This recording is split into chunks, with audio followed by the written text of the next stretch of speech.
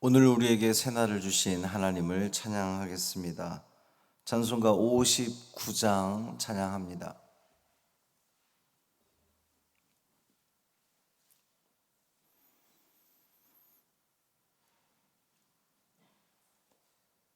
찬송 59장. 하나님 아버지, 어두운 밤이 지나 찬양함으로 새벽 기도회를 시작하겠습니다. 59장입니다. 하나님 아버지, 어두운 밤이 지나 먼 동이 터서 밝은 아침 되니 우리가 이 시간 주님 앞에 나와 주 찬양합니다.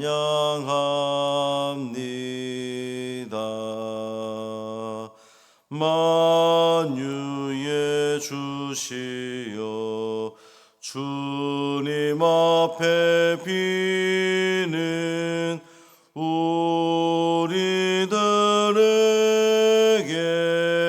힘을 주시옵고 하나님 나라에 한량없는 은혜를 내리어 주소서. 거룩한 아버지, 삼위일체 주님, 구원의 사랑 한량없이 크니 영광의 주 이름 영원토록 빛나서 온 땅에 차도다. 아멘.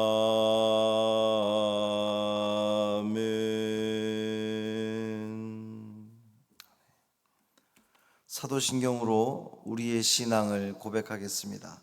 전능하사 천지를 만드신 하나님 아버지를 내가 믿사오며 그 외아들 우리 주 예수 그리스도를 믿사오니 이는 성령으로 잉태하사 동정녀 마리아에게 나시고 본디오 빌라도에게 고난을 받으사 십자가에 못 박혀 죽으시고 장사한 지 사흘 만에 죽은 자 가운데서 다시 살아나시며 하늘에 오르사 전능하신 하나님 우편에 앉아 계시다가 저리로서 산 자와 죽은 자를 심판하러 오시리라.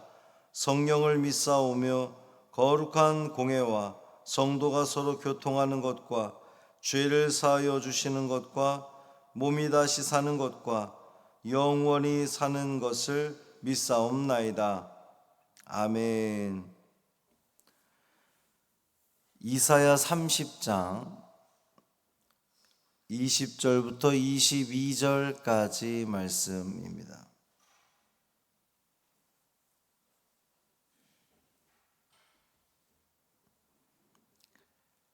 이사야 30장 20절부터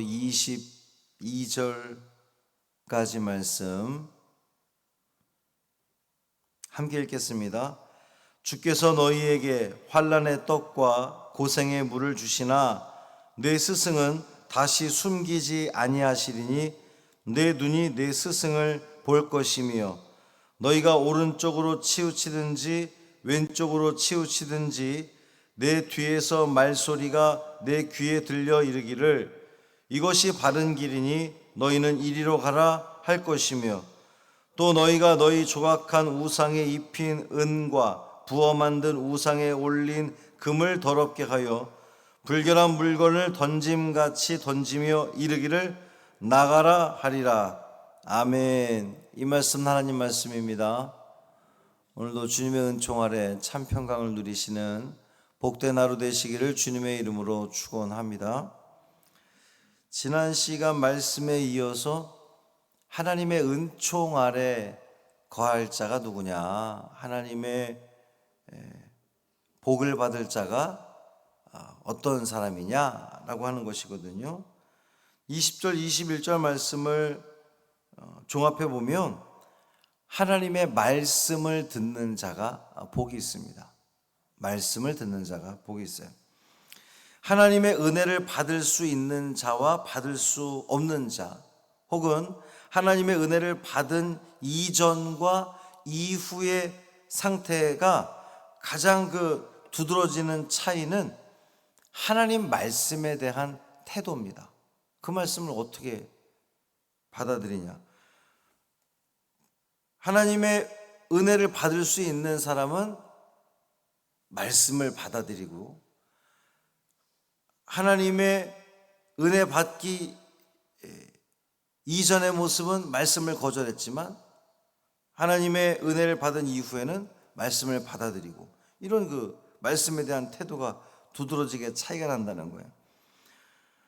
하나님의 은혜를 받을 수 없는 자, 혹은 말씀을 받기 이전, 은혜를 받기 이전의 유다 백성들은 그 말씀에 대해서 업신여겼죠, 무시했죠, 거절했죠. 말씀을 선포하는 선지자에 대해서 대적하고 핍박했습니다.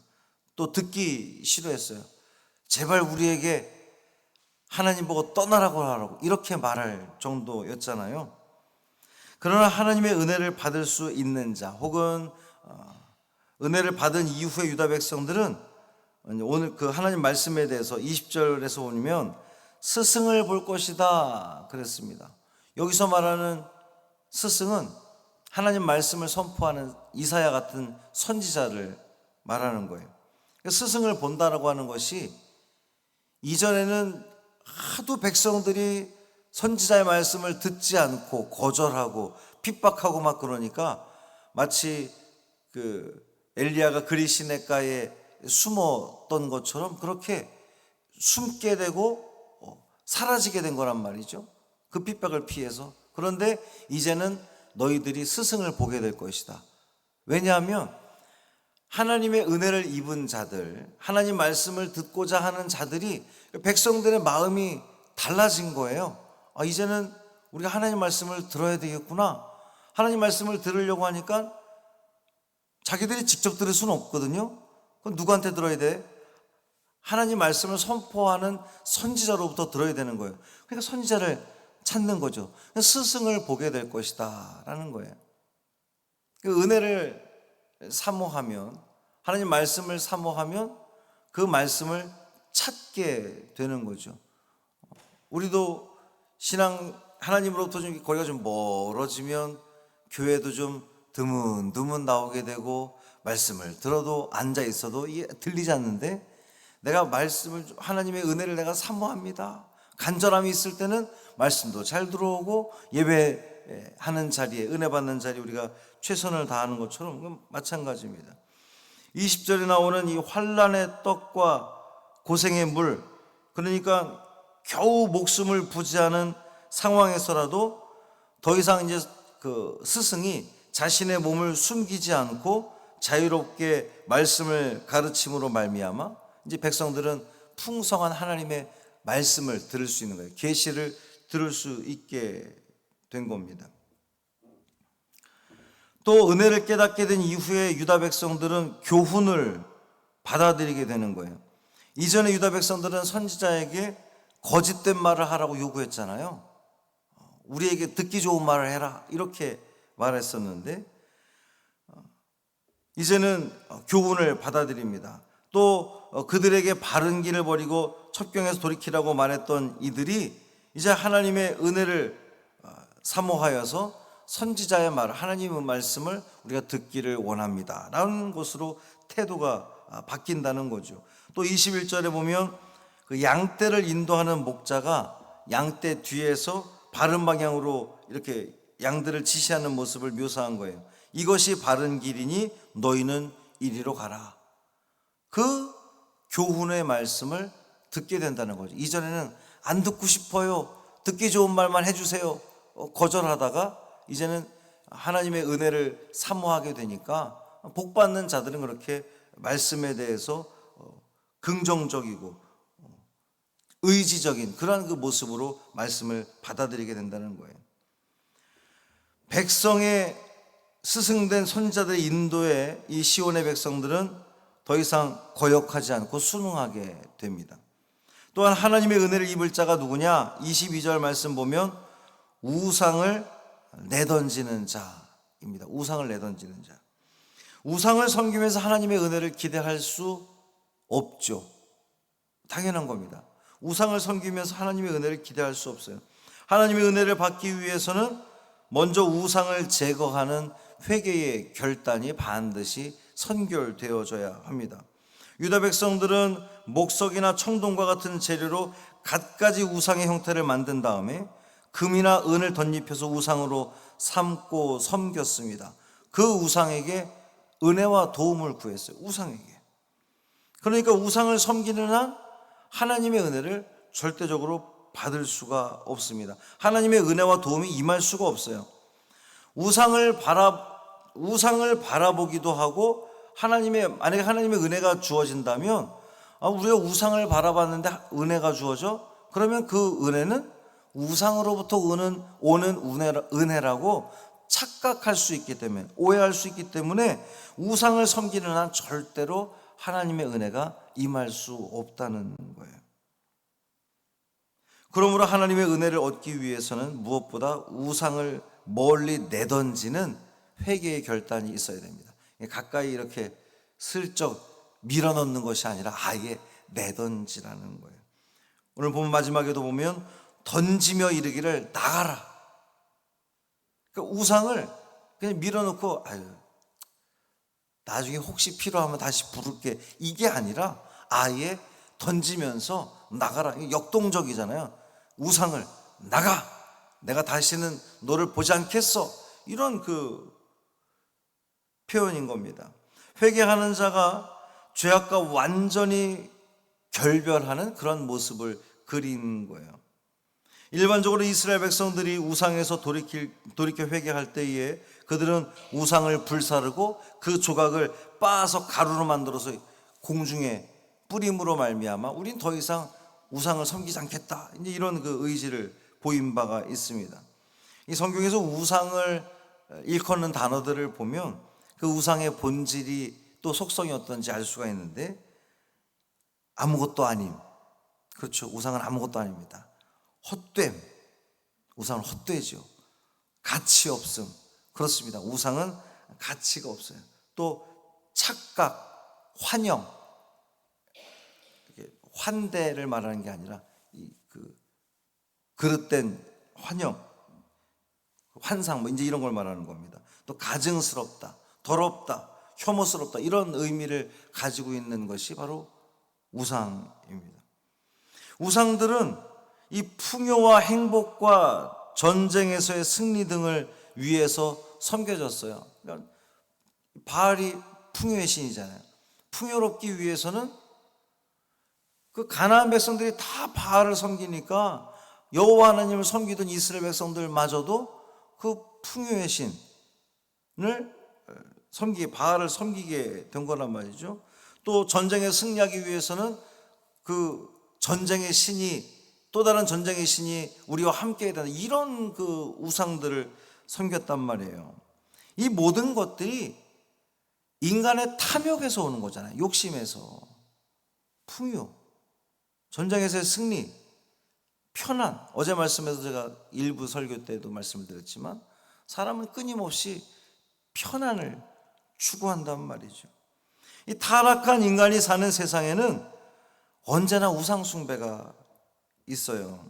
오늘날 많은 사람들이 재물이나 가문이나 혈통이나 지식이나 이성이나 권력, 명예, 출세, 이생의 자랑, 이 모든 게 뭐라는 거예요? 이 모든 것들이 우상이라는 겁니다.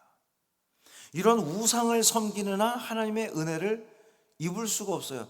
아니, 하나님도 자존심이 있으신 거죠. 하나님이 딱 이렇게 팔짱 끼고 내려다보고 있는데 우리들이 한편으로는 우상을 섬기면서 우리가 그래도 여전히 하나님을 믿습니다, 하나님을 섬깁니다 이러는데 하나님께서 은혜를 주시면 우리 그런 경우 없습니까? 세상의 힘을 의지하고 하나님을 바라본다고 하는데 그것이 어떤 나에게 응답된 것 같은 상황이 펼쳐지면 하나님의 전적인 은혜라고 생각하는 것이 아니라 이것이 어떤 세상의 힘, 물질의 힘, 어떤 나의 인맥, 혈통 이런 걸로 인해서 내가 이 모든 것들을 이루었다고 착각할 수 있으니까 하나님은 응답하지 않는 거예요. 내버려 두는 겁니다. 우상을 완전히 내던져 버리지 않는 한 우리 하나님의 은혜를 입을 수 없다는 사실 여러분 기억하시기를 바랍니다. 주님으로만 만족을 누리시는 여러분 되길 바랍니다. 우리가 하나님을 온전히 신뢰할 때에 하나님이 주시는 만족이 있을 것이고 하나님이 주시는 그 만족 가운데 하나님을 우리는 찬양하게 될 것이고 그 찬양하는 가운데 우리는 진정한 평안, 천국을 누리게 될 줄 믿습니다. 그러기 위해서 우상을 내던져야 되는 거예요. 그냥 슬쩍 밀어두지 마시고 완전히 우상과 결별하는 우리가 됨으로 말미암아 하나님께서 우리에게 주시고자 하는 그 천국의 삶, 평안의 삶을 온전히 누리는 오늘 하루 되시기를 주님의 이름으로 축원합니다. 살아계신 아버지 하나님, 하나님보다 더 귀히 여기는 우상, 나는 그렇지 않습니다, 나는 하나님만 섬깁니다 라고 말은 그렇게 하면서도 여전히 재물과 나의 혈통과 권력과 세상의 명예와 이생의 자랑 혹은 건강 혹은 자녀, 이 모든 것이 하나님보다 우선할 때에 이것이 우상인 것을 우리는 알게 하여 주옵소서. 완전히 우상을 내던져 버리지 않는 한 우리 하나님의 은혜를 입을 수 없다고 했습니다. 주여, 이 모든 우상들을 다 내던져 버리고 하나님이 나에게 가장 귀합니다, 소중합니다, 하나님이 나의 전부입니다, 나는 하나님만 섬깁니다, 하나님만 바라봅니다, 주여 은혜를 베풀어 주옵소서라는 그 심정으로, 그 마음으로, 그 믿음으로 기도하며 나아가는 하나님을 섬기는 우리 믿음의 백성들 되게 하여 주옵소서. 한날의 삶을 온전히 주님께 맡기기를 원하며 우리 주 예수 그리스도의 이름으로 축복하며 기도합니다. 아멘. 하늘에 계신 우리 아버지여, 이름이 거룩히 여김을 받으시오며 나라가 임하시오며 뜻이 하늘에서 이루어진 것 같이 땅에서도 이루어지이다. 오늘 우리에게 일용할 양식을 주시옵고 우리가 우리에게 죄 지은 자를 사하여 준 것 같이 우리 죄를 사하여 주시옵고 우리를 시험에 들게 하지 마시옵고 다만 악에서 구하시옵소서. 나라와 권세와 영광이 아버지께 영원히 있사옵나이다. 아멘.